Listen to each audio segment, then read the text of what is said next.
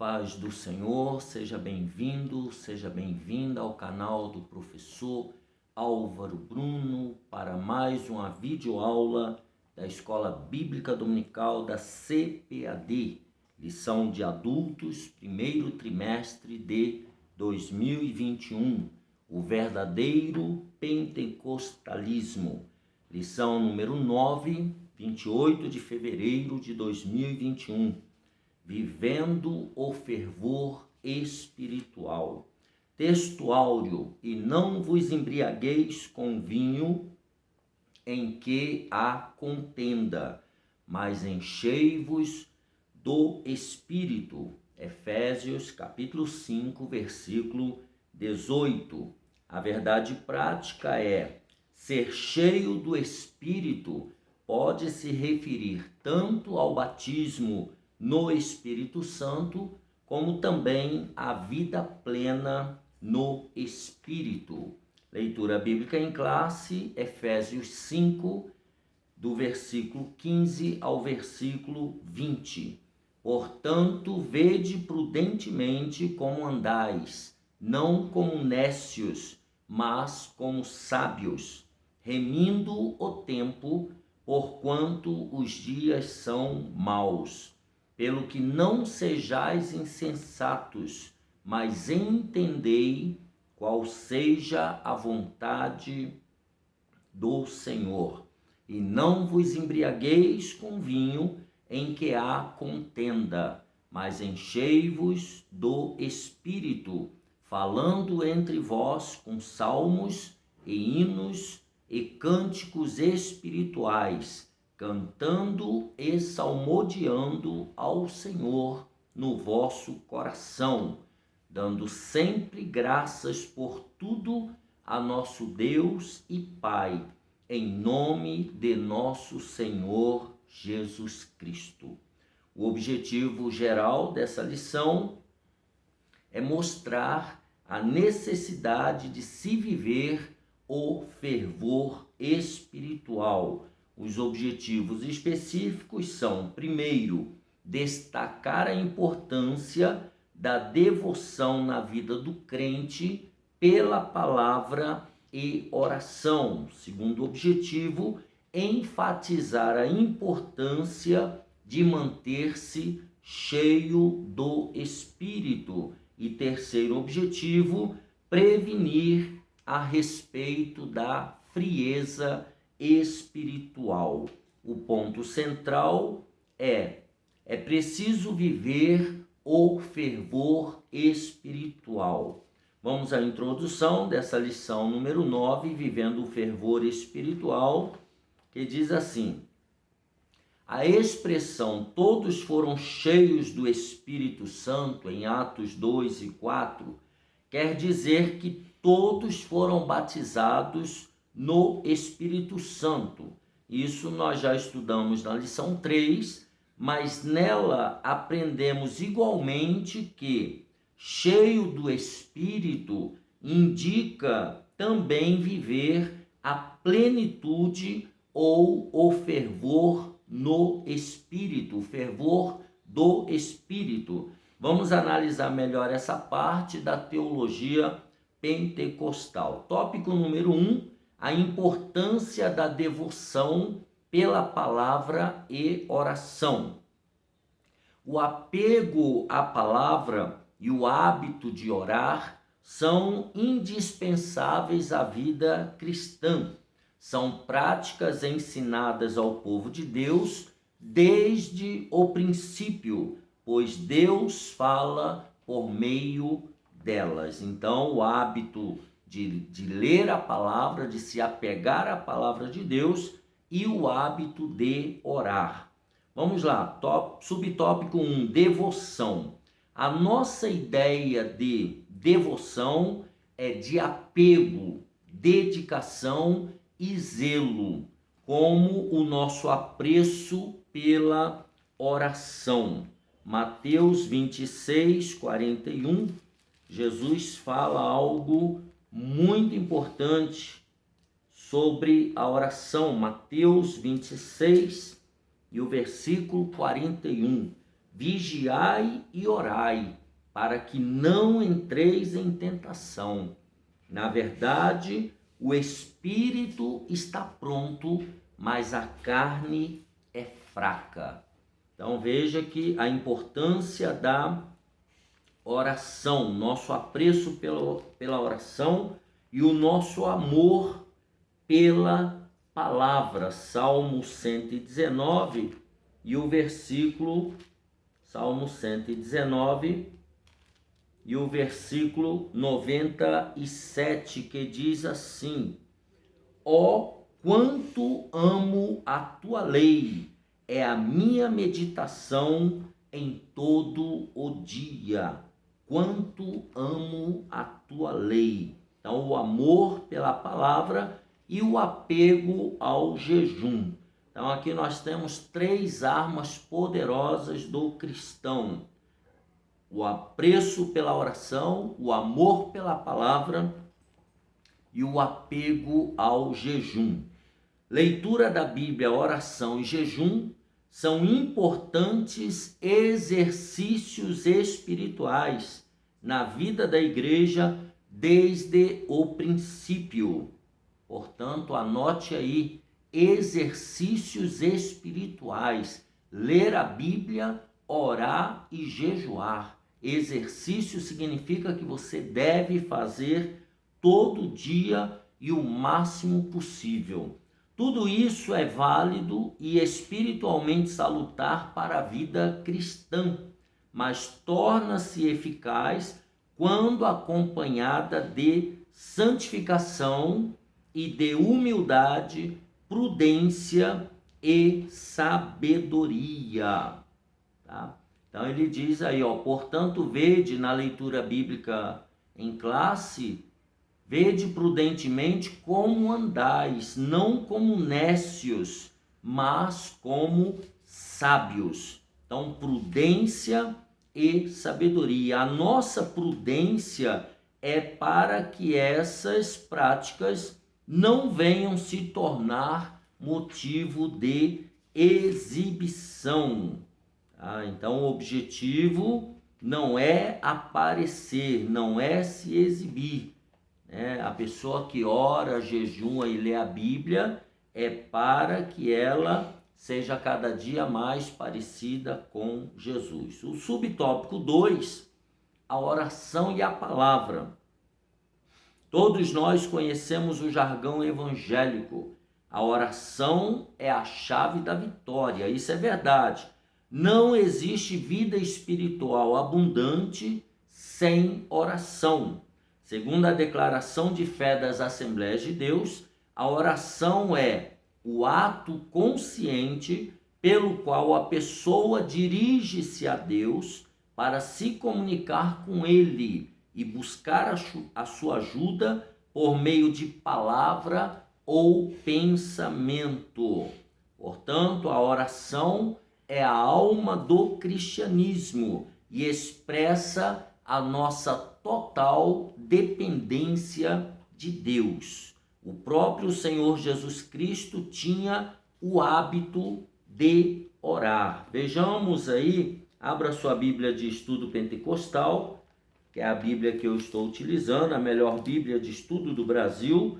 Lucas capítulo 3 e 21 mostra-nos Jesus saindo para orar. E aconteceu que, como todo o povo se batizava, sendo batizado também Jesus, orando ele, o céu se abriu. Então Jesus, ele era um homem de oração.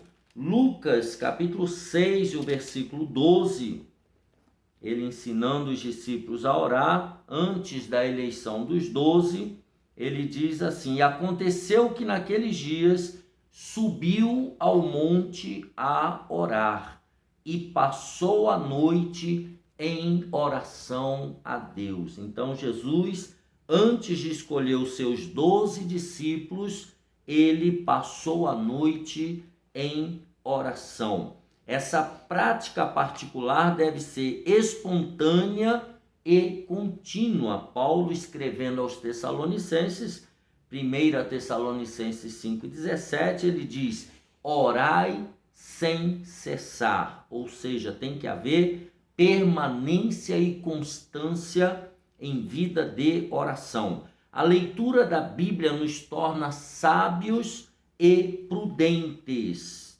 2 Timóteo 3,15, abra sua Bíblia, 2 Timóteo 3,15 diz assim: e que, Paulo escrevendo a Timóteo, e que desde a tua meninice sabes as sagradas letras que podem fazer-te sábio para a salvação pela fé que há em Cristo Jesus. O conhecimento de Deus, o conhecimento do Evangelho de Cristo só se dá a partir da leitura da palavra de Deus. Salmo 119 ainda, voltando lá, se você não fechou a sua Bíblia, Salmo 119, o versículo 100, ele diz assim: sou mais prudente do que os velhos, porque guardo os teus preceitos, ou porque guardo os teus mandamentos. Então, essa leitura da Bíblia, ela nos torna sábios e prudentes. Vamos ao subtópico 3, o viver sabiamente, que é o versículo 15 da leitura bíblica em classe. Esses exercícios espirituais devem ser colocados em prática no dia a dia, diferentemente do nécio. Olha a citação do versículo 15. Vede prudentemente como andais, não como nécios, mas como sábios. Existem pelo menos 7 palavras gregas no Novo Testamento para nécio, mas a que o apóstolo usa nessa passagem só aparece aqui. É a palavra azofos, tolo, sem juízo. Paulo está contrastando a sabedoria cristã, que vem do Espírito Santo, com letra maiúscula, com a insensatez dos pagãos. Isso se torna claro no versículo 17 da leitura bíblica em classe, onde o apóstolo usa o termo afron ou apron, tá? Nécio, insensato, e acrescenta que esses não entendem a vontade do Senhor. Devemos priorizar a vontade de Deus em nossas decisões, atitudes, e não focar as aparentes vantagens, como faz o mundo. O modo de vida do crente não pode ser o mesmo padrão do mundo.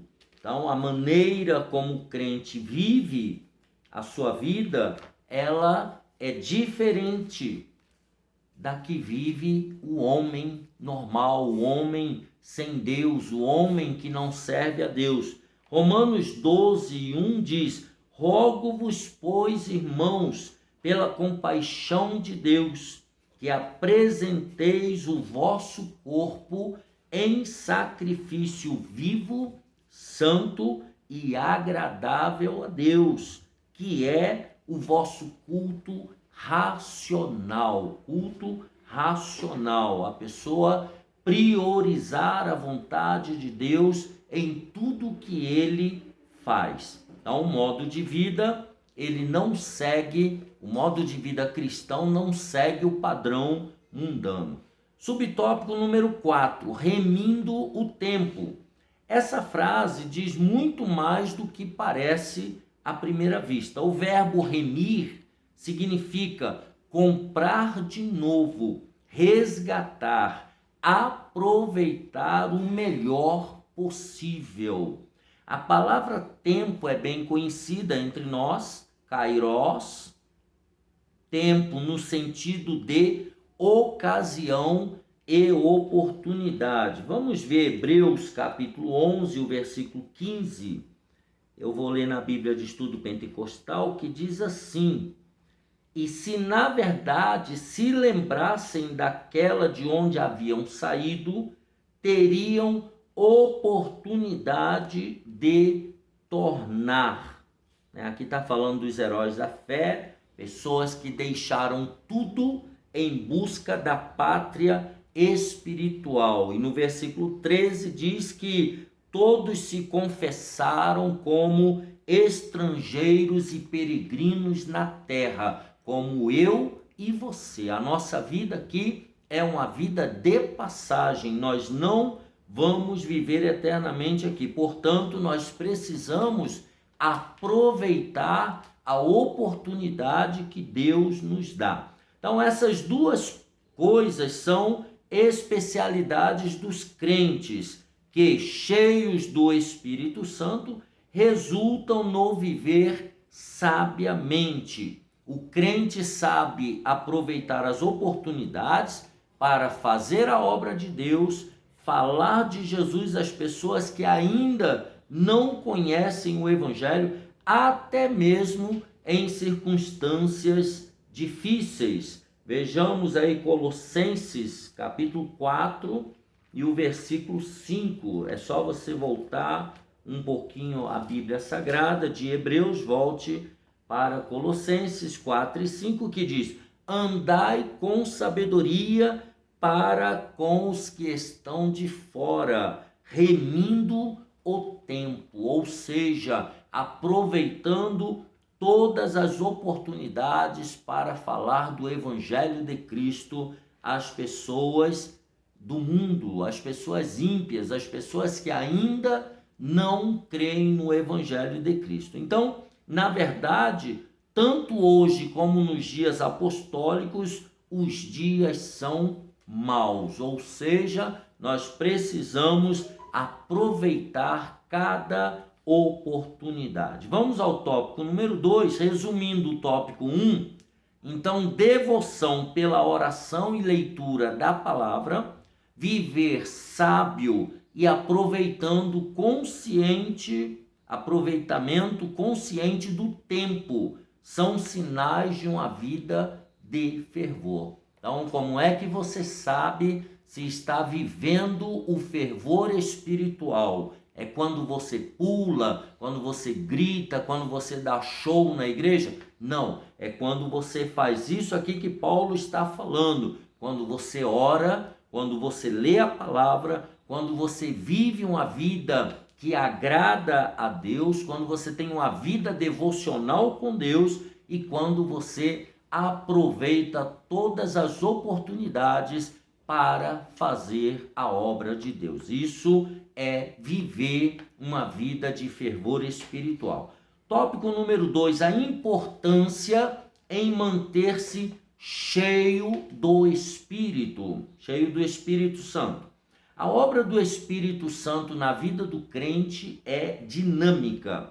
Ele não fica estático a partir da conversão, pois a expressão cheio do Espírito Santo significa reacender a chama do Espírito. Não se deve confundir com a expressão cheios do Espírito Santo do Pentecostes, que está lá em Atos 2 e 4. Se você puder abrir a sua Bíblia de estudo pentecostal, Atos 2 e 4, a expressão lá para a descida do Espírito Santo sobre aqueles 120 que estavam no cenáculo, a expressão é: e todos foram cheios do Espírito Santo e começaram a falar em outras línguas, conforme o Espírito Santo lhes concedia que falassem. Aqui nós já falamos na introdução que nós entendemos que ser cheios do Espírito Santo aqui é o batismo no Espírito Santo. Nós já estamos numa etapa posterior. Então, no primeiro subtópico, ele diz: e não vos embriagueis com vinho, no versículo 18 da leitura bíblica em classe. Essa frase é como a Septuaginta traduz: não olhes para o vinho. Eu vou ler aqui na Bíblia, na linguagem de hoje, Provérbios. Se você puder abrir a sua Bíblia, pode ser a de estudo pentecostal ou pode ser também da Sociedade Bíblica do Brasil, a Bíblia na linguagem de hoje. Provérbios 23 E o verso 31, não fique olhando para o vinho que brilha no copo, com a sua cor vermelha, e desce suavemente. Então, a Septuaginta traduziu esse versículo desta maneira: não olhes para o vinho, ou seja, não fique encantado pelo vinho, não se vicie em vinho ou bebida alcoólica, né? A passagem em Provérbios explica as consequências destrutivas da bebedeira e a compara com a picada de uma cobra. A palavra usada para contenda significa também devassidão, dissolução. Esses termos são incompatíveis com a ética cristã. Vejamos 1 aos Coríntios, capítulo 6, e o versículo 10. 1 aos Coríntios, capítulo 6, e o versículo 10. Não erreis, nem os devassos, nem os idólatras, nem os adúlteros, nem os efeminados, nem os sodomitas, nem os ladrões, nem os avarentos, nem os bêbados, nem os maldizentes, nem os roubadores herdarão o reino de Deus. Então aqui essa palavra contenda, ela está muito associada à devassidão, à dissolução, e é inconcebível na vida de um cristão. Mas é muito comum entre os pagãos, que procuram buscar a felicidade nos prazeres mundanos, que resultam sempre em desgraças. Então, mostrando aqui que a embriaguez, que o vinho, que a bebedeira só leva a tragédias. Vamos ao subtópico 2, mas enchei-vos do Espírito. Espírito aqui com letra maiúscula, referente ao Espírito Santo. Essa expressão indica renovação, novo enchimento do Espírito.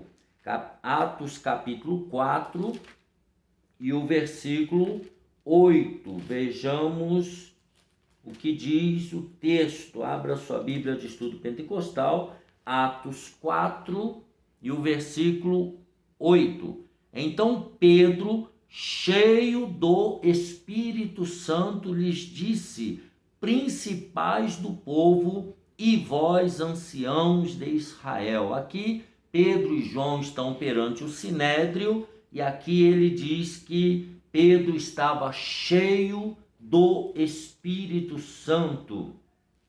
Lá em Atos capítulo 13, naquela separação missionária, diz o texto, Atos 13 e 9.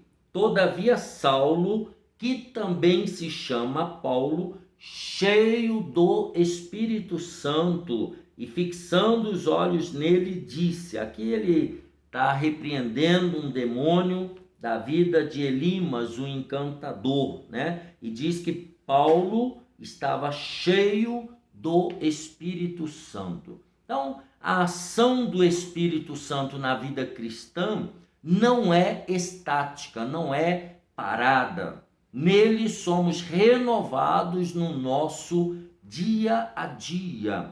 Essa experiência acontece reiteradamente em nossos dias, e isso vem desde o Pentecostes. Os discípulos já tinham o Espírito antes do Pentecoste. Lá em João capítulo 20 e o versículo 22, naquela ocasião em que Jesus soprou, Jesus ainda estava aqui na terra, ainda não havia subido, e ele soprou sobre os discípulos o Espírito Santo. Veja João 20 e o versículo 22. E havendo-lhes dito isso, assoprou sobre eles e disse-lhes: recebei o Espírito Santo. Então Jesus apareceu aos 11, temos também o evento da incredulidade de Tomé, e aí Jesus mostra as mãos e o lado para Tomé, e agora sim no versículo 22 ele assopra o Espírito Santo sobre os discípulos. Ainda não era o batismo no Espírito Santo, o enchimento do Espírito Santo. Era os discípulos recebendo um fortalecimento, recebendo o Consolador para fortalecê-los e ajudá-los durante esse período em que Jesus estaria já glorificado lá em cima e estaria providenciando a descida do Espírito Santo. Então, eles já tinham recebido o Espírito Santo antes do Pentecostes e já eram salvos, lógico, né? Lucas capítulo 10, o versículo 20, isso fica muito evidente, Lucas 10 e 20, quando diz assim: mas não vos alegreis, porque se vos sujeitem os espíritos. Alegrai-vos antes, por estar o vosso nome escrito nos céus. Então, antes aqui do Pentecostes, eles já tinham recebido o Espírito Santo e também já eram salvos, já tinham o nome escrito no livro da vida. Então, todos os crentes em Jesus, pentecostais e não pentecostais, batizados no Espírito Santo e não batizados, têm o Espírito Santo. 1 Coríntios 3 e 16, isso é muito importante para que não haja nenhuma controvérsia entre batizados ou não batizados, entre o Espírito Santo, entre pentecostais e não pentecostais. 1 Coríntios 3,16 diz assim: não sabeis vós que sois o templo de Deus e que o Espírito de Deus habita em vós? Então veja, todos que são cristãos, receberam a Cristo como Salvador, recebe, obviamente, imediatamente, também o Espírito Santo na sua vida. Gálatas capítulo 3, do versículo 2 ao 5 diz: só quisera saber isto de vós: recebestes o Espírito pelas obras da lei ou pela pregação da fé? Sois vós tão insensatos que, tendo começado pelo Espírito, acabeis agora pela carne? Será em vão que tenhais padecido tanto? Se é que isso também foi em vão. Aquele, pois, que vos dá o Espírito e que opera maravilhas entre vós, o faz pelas obras da lei ou pela pregação da fé? Aqui Paulo está fazendo uma defesa contundente do Evangelho de Cristo aceito pela fé e não pelas obras da lei, não através do judaísmo, né? Havia uma guerra ali de judeus convertidos, mas que queriam continuar na prática da lei, na prática do judaísmo. Tá? Então o apóstolo se refere à plenitude do Espírito Santo, com letra maiúscula, em enchei-vos do Espírito, que é característica típica dos pentecostais. Então, pentecostal, ele recebe o Espírito de uma maneira mais emotiva, mais avivada, mais renovada, com mais manifestações dos dons do Espírito Santo. Então, enchei-vos do Espírito para nós pentecostais, é isso que nós acabamos de falar. Subtópico número 3, não confundir com o batismo no Espírito Santo. Nós já falamos isso na introdução e no segundo tópico, no final do primeiro e começo do segundo tópico. Isso já foi estudado na lição número 3. Em outras passagens, cheios do Espírito Santo, diz respeito ao batismo no Espírito Santo. Nós já lemos lá Atos 2 e 4, podemos ver também Atos 9 e 17. Olha o que diz o texto de Atos 9 e 17. Eu estou lendo na melhor Bíblia de Estudo do Brasil, a Bíblia de Estudo Pentecostal. 9 e 17. E Ananias foi e entrou na casa, e impondo-lhes as mãos, disse: irmão Saulo, o Senhor Jesus, que te apareceu no caminho por onde vinhas, me enviou para que tornes a ver e sejas cheio do Espírito Santo. Então veja aí, tá? Que ele recebe o Espírito Santo, mas não é o caso em Efésios 5,18. Enchei-vos do Espírito aqui é outra coisa. O batismo no Espírito Santo é uma experiência distinta da conversão. A pessoa, quando se converte a Cristo, ela recebe o Espírito Santo.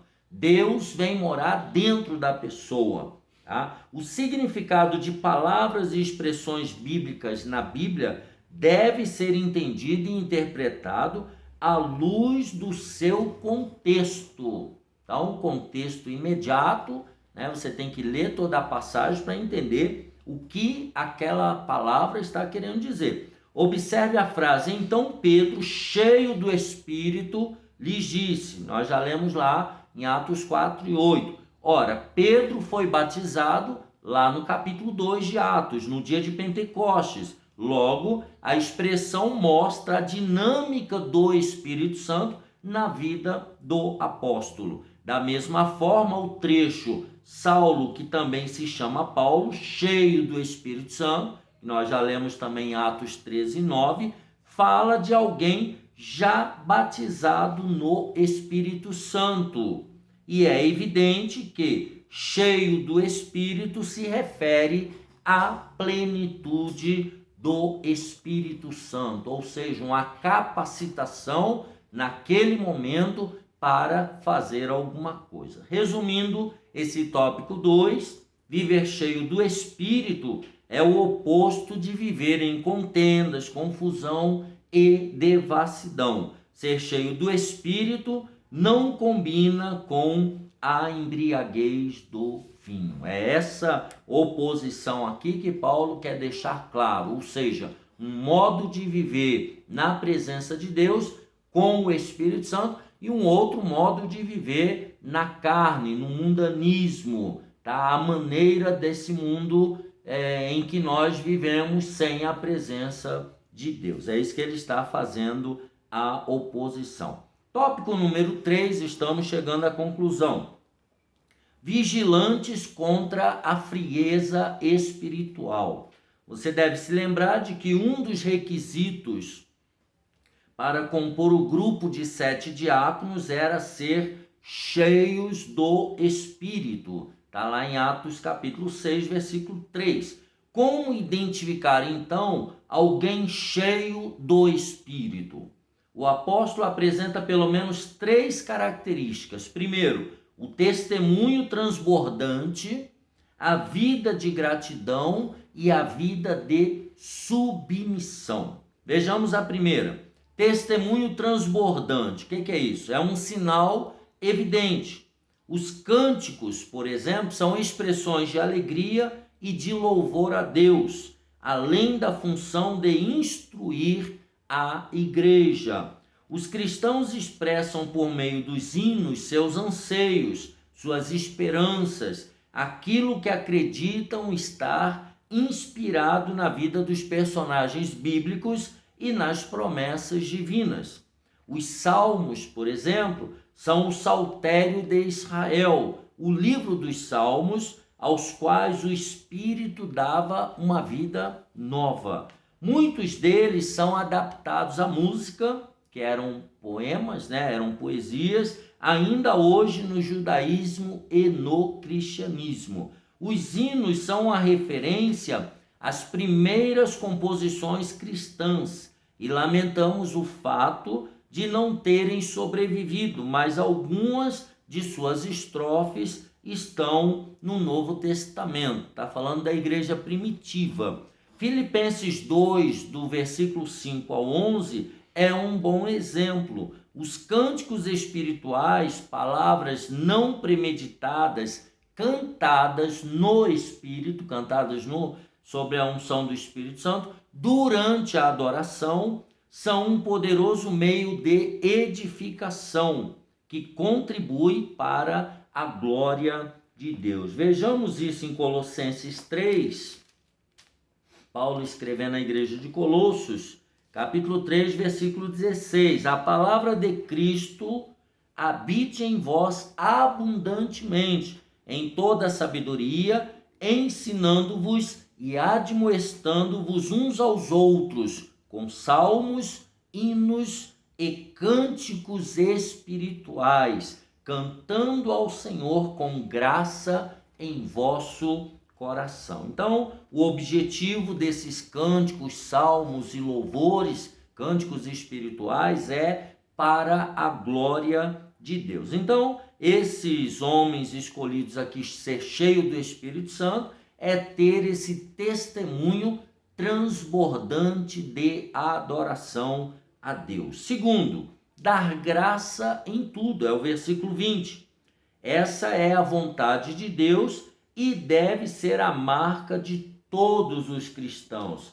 1 Tessalonicenses, capítulo 5, o 18, ele diz assim: em tudo dai graças, porque esta é a vontade de Deus em Cristo Jesus para convosco. Então, em tudo nós devemos ser agradecidos a Deus, porque Deus está no controle de todas as coisas, né? Ser cheio do Espírito nos leva a uma vida alegre, dando sempre graças por tudo a nosso Deus e Pai, em nome de nosso Senhor Jesus Cristo, que é o versículo 20 da leitura bíblica em classe. O Espírito Santo nos capacita a levar uma vida de gratidão a Deus Pai, centrada em Cristo ou em nome de Cristo. Há diversas passagens tripartidas no Novo Testamento. Mateus 28, 19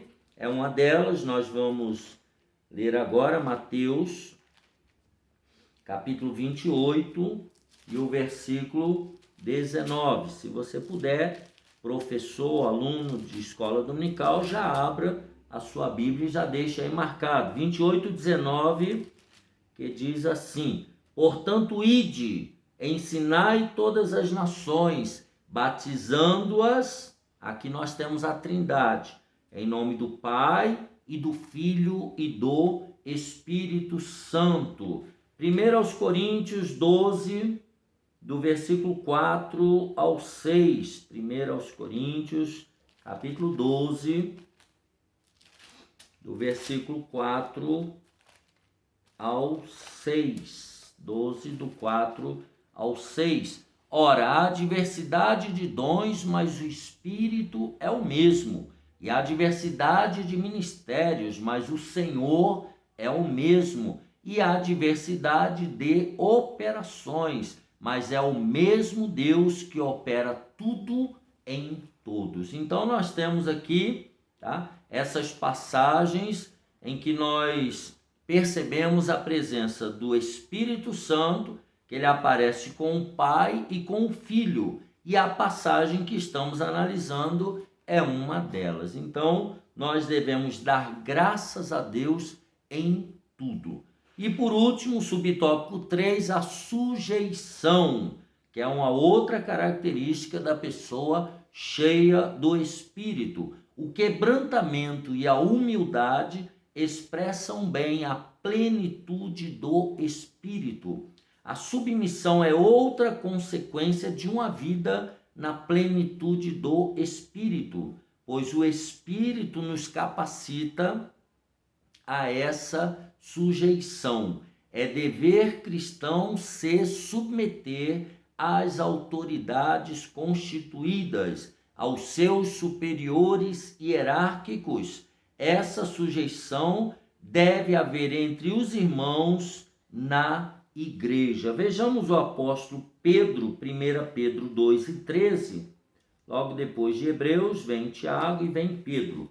1 Pedro 2 e 13, quando Pedro diz o seguinte, 2 e 13, sujeitai-vos, pois, a toda ordenança humana, por amor do Senhor, quer ao rei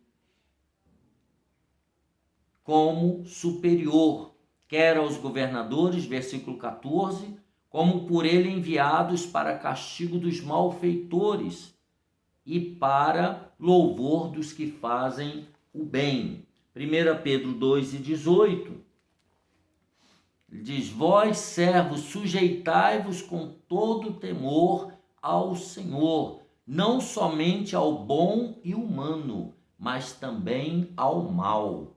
Imagine um crente se sujeitando a Nero, um carnificina, um homem horroroso da história de Roma. 1 Pedro 5,5: semelhantemente vós, jovens, sede sujeitos aos anciãos, e sede todos sujeitos uns aos outros, e revesti-vos de humildade, porque Deus resiste aos soberbos, mas dá graça aos humildes. Então, uma pessoa cheia do Espírito Santo, ela tem um testemunho transbordante, ela é uma pessoa que agradece a Deus em tudo, e ela é uma pessoa sujeita às autoridades constituídas. Então, na conclusão, ele diz: o significado de enchei-vos do Espírito é ter a vida cristã na plenitude do Espírito Santo. Isso envolve todos os aspectos da nossa vida, desde os cultos até o lar, desde o lar até o trabalho e a sociedade. Por meio desses testemunhos, é possível observar quem é cheio do Espírito Santo. Que Deus te abençoe e te guarde. Deixa aqui embaixo o seu gostei. Compartilhe essa videoaula com o maior número de pessoas para que elas também sejam abençoadas por Deus. E aqui finalizamos a lição 9, vivendo o fervor espiritual. Um abraço apertado e até a próxima, se Deus quiser.